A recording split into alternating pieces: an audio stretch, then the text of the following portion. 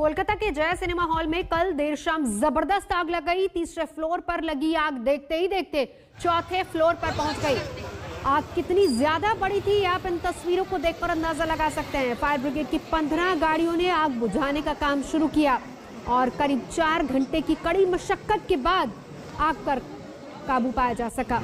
आग में मॉल का एक सिक्योरिटी गार्ड घायल हो गया है। हालांकि आग कैसे लगी इसके बारे में फिलहाल पता नहीं चल पाया है, लेकिन इस आग से लाखों के नुकसान की आशंका भी है। 4 घंटे तक 16 गाड़ियां मशक्कत करती रही फायर ब्रिगेड की। आग को बुझाने में लाखों के नुकसान की भी खबर है। और अब रुक करते हैं अमेरिका और कनाडा का, जहां पर जंगलों में लगी आग थमने का नाम नहीं ले रही। हालात ऐसे हो गए हैं कि दोनों ही देशों से बड़ी संख्या में लोग अपने घरों को छोड़कर दूसरी जगहों की तरफ जाने को मजबूर है। ये रिपोर्ट देखिए। आग, धुआं और इस बीच मीलों दूर तक जलते हुए जंगल, ये 2 तस्वीरें अमेरिका और कनाडा की है, जहां जंगलों में लगी आग थमने का नाम नहीं ले रही।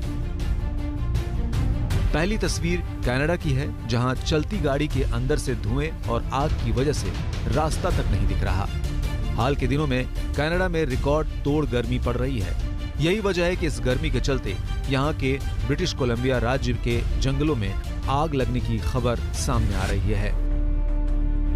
हालात कितने गंभीर हैं, इसका अंदाजा इस बात से लगता है कि महज 24 घंटों के अंदर यहां आग लगने की 62 घटनाएं हुई हैं। ब्रिटिश कोलंबिया के एक शहर लिटन में तापमान 50 डिग्री के करीब पहुंच चुका है। पिछले 5 दिनों में गर्मी की वजह से यहां 486 लोगों की मौत हो चुकी है। आग और गर्मी ही वो वजह है जिसने यहां के लोगों को अब तक अपने घरों को खाली करने पर मजबूर कर दिया। बताया जा रहा है कि लिटन शहर में अब तक 87 घरों से लोगों ने दूसरी जगहों के लिए पलायन किया।